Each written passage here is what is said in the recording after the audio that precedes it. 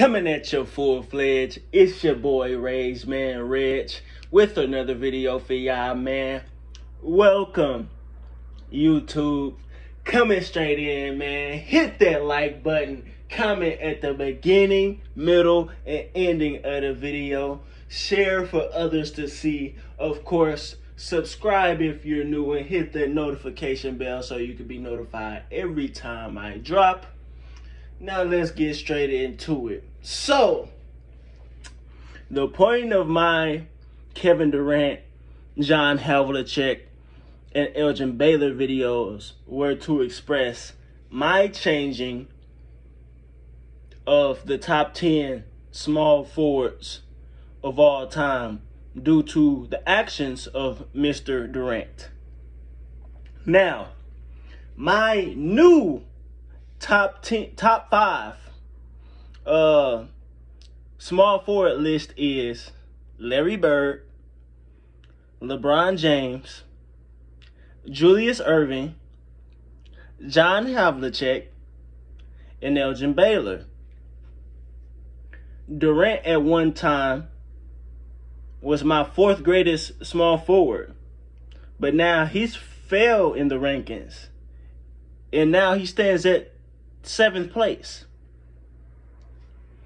Who's 6th, you ask? That would be fellow Warrior legend Rick Barry. Now, how fitting is it that the 6th greatest small forward, the 6th greatest small forward's biggest inspiration was indeed the Rabbit, Elgin Baylor. Now, Rick Barry was 21 years old coming into his rookie season, the 1965-1966 season, and was picked 2nd overall coming out of the University of Miami, I believe. Or I don't think he came somewhere in Miami, a college out of Miami. I think he came out of the University of Miami. That's where his nickname, the Miami Greyhound, comes from. But again, he was drafted 2nd overall for the then San Francisco Warriors. And like Baylor, Barry could do just a little bit of everything at the small forward position. At this time, though, when he came into the league, viewers could give a more descriptive term of the role the two players had. And that is the quote-unquote point forward. Now, in the apex of the Bill Russell era, at 6'7", averaging 37.4 minutes a game through 80 games, Barry averaged 25.7 points per game, 10.6 rebounds, 2.2 assists, shooting 43.9% from the field and 86.2% from the free throw line, winning himself Rookie of the Year.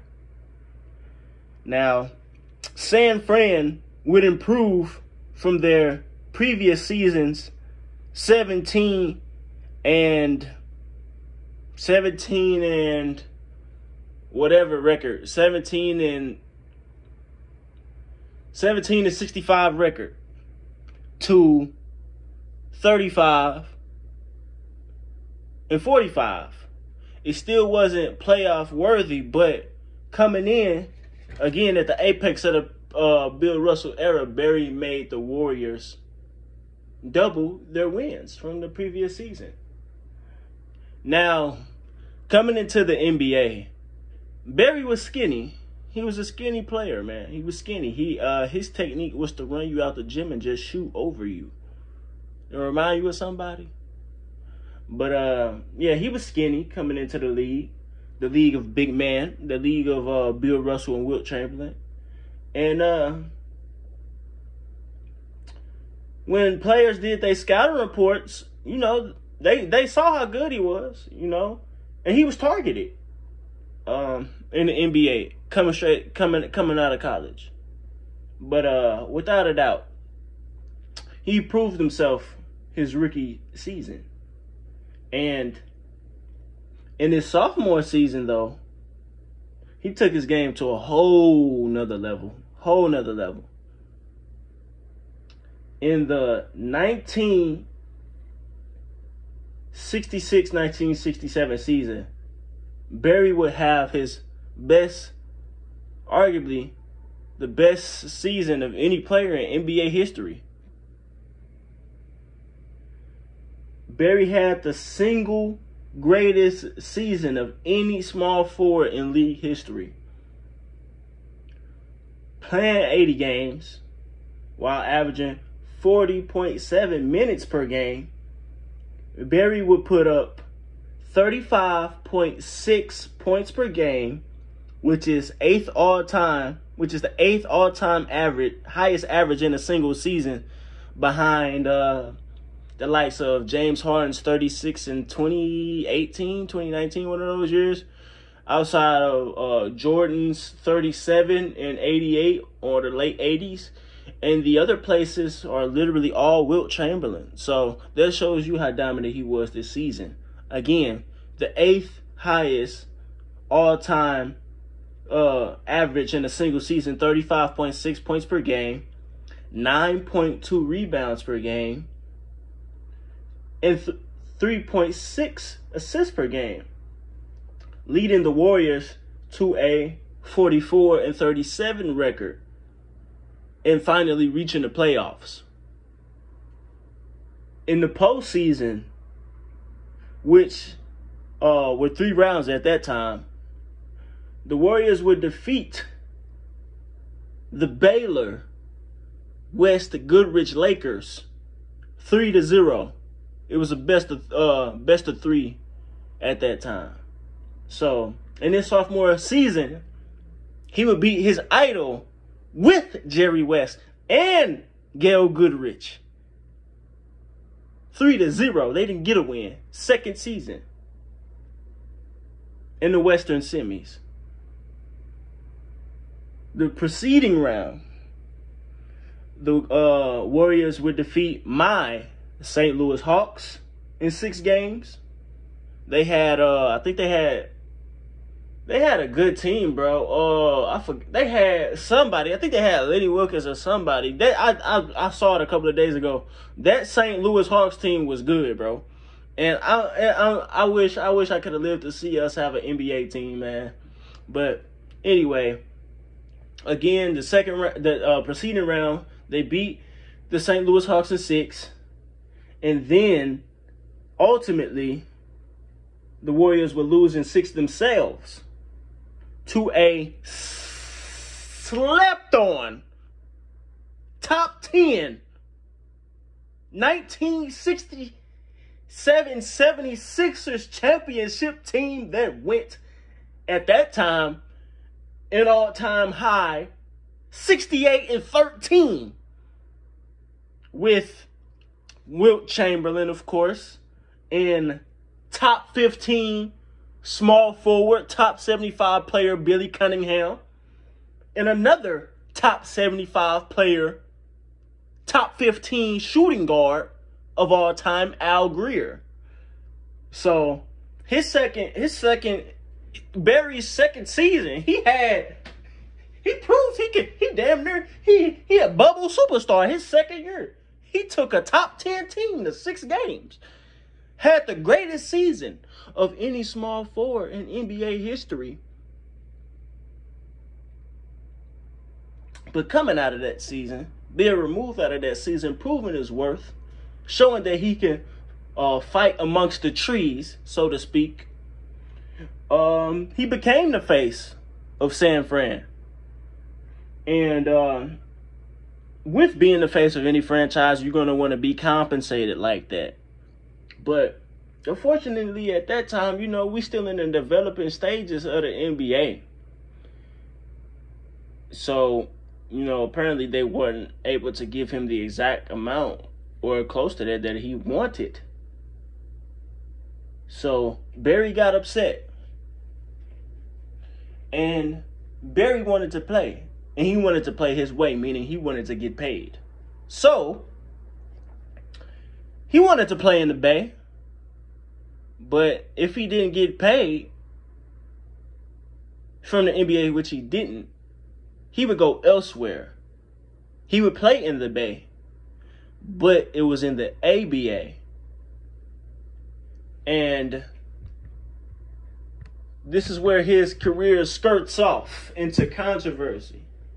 You know, the following season, the 1967-1968 season, he was legally barred from playing in the ABA because he was still under contract with the National Basketball Association, and at that time, a lot of news outlets, a lot of teammates saw him as selfish, money hungry, right in his prime, well, not even his prime, well, having one of the greatest seasons ever, a sophomore season. He was legally barred for playing in the ABA. But the next season, at 24, the 1968-1969 season, he would play in Oakland, in the Bay Area, for the Oakland Oaks.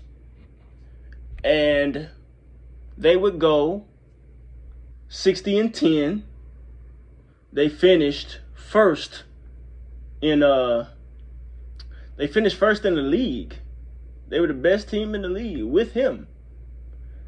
And his rookie season in the ABA, he would average just a point shot under from his sophomore year in the NBA. He averaged 34 points, a better rebounding, 9.4 compared to his 9.2 from his sophomore season in the NBA, and a little better passer, 3.9, shooting 51% from the field, 30% from the three-point line, because in 1969, the ABA had a three-point line. So he shot 50, 30, and 88 in his rookie season, again leading them to a 60-11 regular season record. And in the playoffs, he would prove that he, in his mind, again, was worth every cent he was asking for. Because in the Western Division semifinals, they beat the Denver Rockets in 7 games. Then in the division finals, they would sweep the New Orleans Buccaneers. And then finally, in the ABA finals, he would become a superstar, winning the ABA championship after defeating the Indiana Pacers in the gentleman sweep. So he finally, he could say he achieved his dream 4 years as a pro. He won a championship professionally in the Bay. But that wasn't the ending of his career in the ABA. After having a superstar caliber season like that, just like he did in the NBA his sophomore season, more controversy approached his career. You know, the Oakland Oaks eventually folded, and they moved to Washington, becoming the Washington Capitals. And Barry said, if I wanted to stay in D.C., I'd run for president. So that shows you he didn't want to be in Washington, D.C. after winning the championship in the Bay. He wanted to stay in the Bay. So for most of that season, he would sit out. He only played 35 games in the 1969-1970 season. He played 35 games. No, he played 52 games, I'm sorry. When he went to the Oakland Oaks, he only played 35 games. But the following season for the Capitals, he would sit out but he was forced to play. He eventually was forced to play. He played 52 games. And he would play for the Capitals until the next season where he would play for the New York Nets. And through those 2 years, you know, he didn't want to be in New York either. I mean, I'm not going to say he didn't want to be in New York, but he spent two or more years in the ABA, 72, 73, averaging 31.5 and 22 points per game. And then he would eventually be forced to go back to the team that drafted him. So, in the 1972-1973 season, he would return to the NBA in the now Golden State Warriors. You know what I'm saying? And his first 2 seasons, 73, 74, he had to get reacclimated into the NBA game. It changed a little bit. Last time he was there, it was 67. Now it's 73, 6 years later. You know, his last season in the ABA, he averaged 35. Coming into the NBA, his second rookie season, if you will, at 73, he averaged 22 points, 8.9 rebounds, 4.9 assists, led the league in free throw percentage. That was a constant in his career. You know, with the granny shot, the underhanded free throw shot, a lot of people like to laugh at, but it's very efficient. But the next season, 74, he would improve from that, averaging 25.1, 6.8 rebounds, 6.1 assists. And the team the previous year missed the playoffs, but the 74 team, they went 44-38. And they did not make the playoffs either. So the first 2 seasons, you know, again, he had to get reacclimated with the NBA style of play. He had to build camaraderie and chemistry with his teammates. But it only took 2 years for that to happen, because the next year, his 1, 2, 3, 4, his 5th official NBA season, he would have his best team as a professional. In the 1974-1975 season, the Golden State Warriors finished the 4th best in the league with a 48-34 record. And in the Western semis, they would defeat the Seattle Supersonics in 6 games. They would beat the Chicago Bulls in 7 games. And then the Golden State Warriors would defeat the Washington Bullets, now known as the Washington Wizards, the 60-22 Washington Bullets, in a sweep, 4-0, in one of the greatest upsets in NBA history. Now, to give y'all some context on this, the Bullets were not only the favorites. The Bullets were not only the favorites to win this championship in 1975 with their dynamic duo of Elvin Hayes, a top 10 power forward of all time, and Wes Unseld, a top 20 center of all time. But it was predicted by a lot of people in the media that the Wizards, the Bullets, would win in a sweep against their Eastern Conference opponents. But it just so happened to happen in complete reverse. which is so crazy to me. This gotta be, that's up there.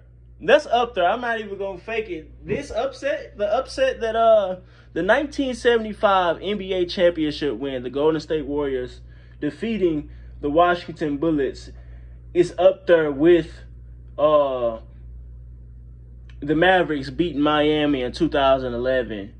The Detroit Pistons beating the Los Angeles Lakers in 2004. That's that caliber of upset. The finals also witnessed the greatest carry job in NBA Finals history. In 4 games. Well, it was a carry job outside of rookie Jamal Wilkes, who really doesn't get his credit for being an all-time great Warrior. I mean, he was a rookie when they won a championship, but at the same time, you know, he helped to win them that championship. But at the same time, you know, of course, Jamal Wilkes really known for his time on the Lakers. But outside of a rookie Wilkes, in 4 games, Rick Barry averaged 29.5 points, shooting 44% from the field, and I think this is an all-time high in finals free throw percentage. 93.8% from the charity stripe, grabbing 4 rebounds per game, dishing out 5 assists per game, and snatching 3.5 steals a game. Taking home finals MVP and bringing the Warriors their 3rd franchise championship. Now, if y'all don't have an idea of what kind of teammate Barry was yet, y'all about to find out. If y'all didn't do y'all research, if y'all don't get an idea of what kind of player he was, or a teammate, or both, you're about to find out. As the defending champions the next season, the Warriors would go 59-23 in the regular season. And it looked like they could possibly repeat as champions. They would make it all the way to the Western Conference Finals facing my Phoenix Suns. Then, in Game 7, Barry would get into a fist fight early in the game. Probably like it was definitely in the first half. It may even be in the first quarter. Then, after things boiled down and the teams got to their respective benches, Barry reviewed the footage, and he noticed that his teammates didn't have his back, at least the way he wanted them to. And after he saw that, he would frankly just quit on the team, as he refused to shoot the ball in the second half. He refused to shoot the ball the entire second half of the game. He was playing hot potato, just passing the ball to people that he knew couldn't score at a consistent rate, and they were up at the time, you know? And those actions will ultimately cost the team the lead and another trip to the finals. But that right there, in my opinion, is the biggest blemish of Barry's career. He never got completely neutralized.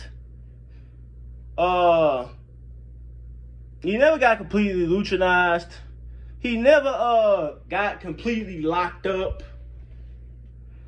But not being there for his teammates in the biggest moment in that way, that definitely got to be the biggest blemish in his professional career. After 1975-1976 season,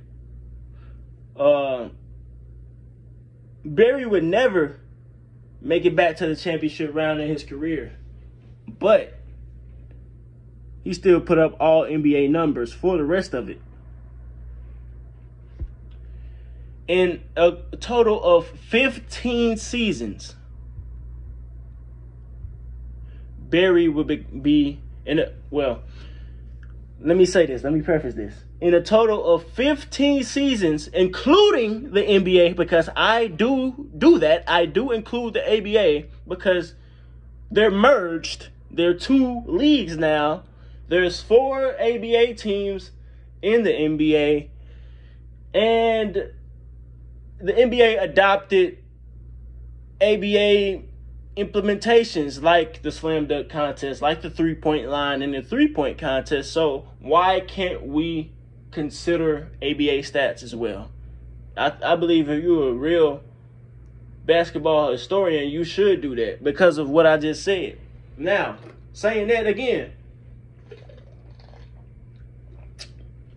in 15 seasons throughout both leagues, Barry would be a 12-time All-Star, a 10-time All-Pro, 6 All-NBA selections, 4 All-ABA selections.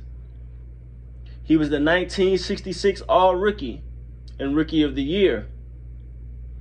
He led the league in scoring his sophomore season, averaging 35.6 points per game. He would win 1975. He would win the 1967 All-Star MVP that same year. He would become the 1975 league MVP. He would win a championship that same season as well as a finals MVP. He was the 1975 steals champion as well. And he was selected to the ABA all-time team as well as the 75th anniversary of the NBA, as well as the 50th greatest players back in 1997. Barry led the league in field goal percentage 7 times and has the highest career average in the category. Again, he perfected the underhook granny shot a lot of people like to ridicule today. Competing in 2 finals, he holds the highest career average in finals points per game with 36.3, which is almost 3 more points than MJ's 33.6 PPG at the second position. He has one of the greatest upsets and greatest carry jobs in NBA Finals history. He's the only player to have led the league in scoring in the NCAA, the NBA, and the ABA. He has a legitimate case of being the greatest warrior of all time.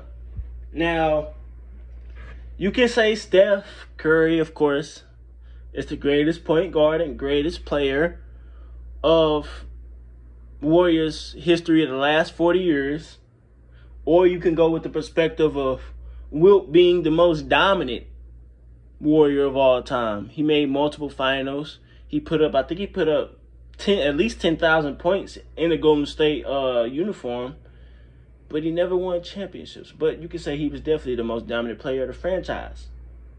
Or if you're an older head, if you go even before the days of Wilt, you can say Paul Arizin was the greatest warrior in the pre-modern NBA because he did win them their second ever franchise championship. But, you know, we said those players. Out of all those players, Barry had the most successful runs of any player in a Warrior uniform, in my opinion. So, if he's not number one, he's definitely top 5. He's definitely top 5 greatest warrior. And again, I know some people that would say Rick Barry is the greatest warrior. I know some people like that. So it's not out the realm of possibility to say that he's that. It's not unfathomable. But when you compare his game to KD's, of course you discover that KD, without a doubt, is a better scorer, putting up the 4th all-time highest PPG average of 27.2 compared to Barry's 24.8, which is the 15th all-time highest PPG, which is not bad on his end. But KD is a better scorer.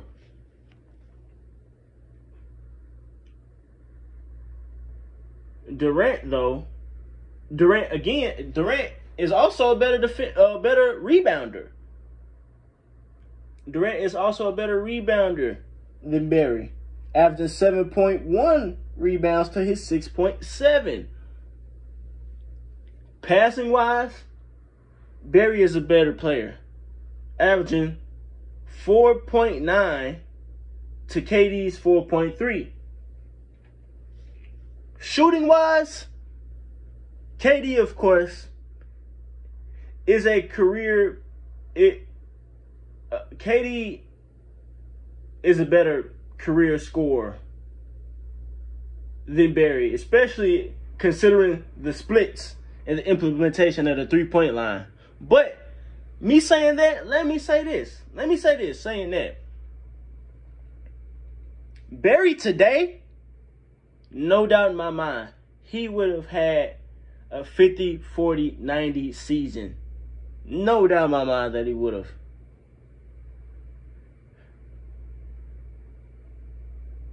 If he had the opportunity to. I mean, again, when he was playing, the 3-point line hadn't been invented yet, at least not in the NBA. So, and if you want to use evidence, the years he did shoot threes,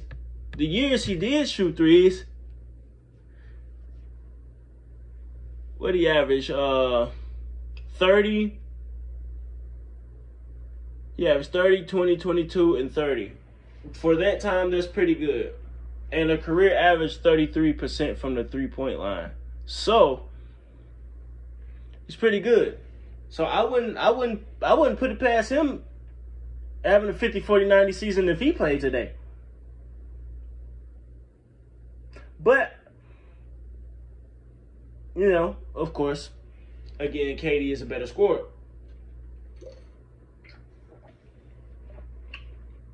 Neither are known as lockdown defenders. Neither of these players are known as defensive stoppers. But I would have to give the nod to Barry in that category due to his peak production. You know what I'm saying? Barry's also more durable, just like Baylor. Both had several seasons averaging at least 40 minutes per game, while Durant has had zero seasons averaging at least 40. Durant has also never dragged an NBA team to a championship. Obviously playing for a super team. But when he doesn't measure up, but he don't even, I would say KD don't even measure up to Barry in his first finals run. Barry took a top 10 all-time team to 6 games while averaging 35. So I'd even give the better leader label to Barry as well. So, you know, this one a little more close than Baylor and Durant, in my opinion. You know what I'm saying? Now, I'm going to say, of course, we just went over it. Durant is the better scorer and rebounder. Defense, passing, leadership. Okay, so KD is a better shooter, scorer, and rebounder. Passing, defense, and leadership, Barry got that over him in spades.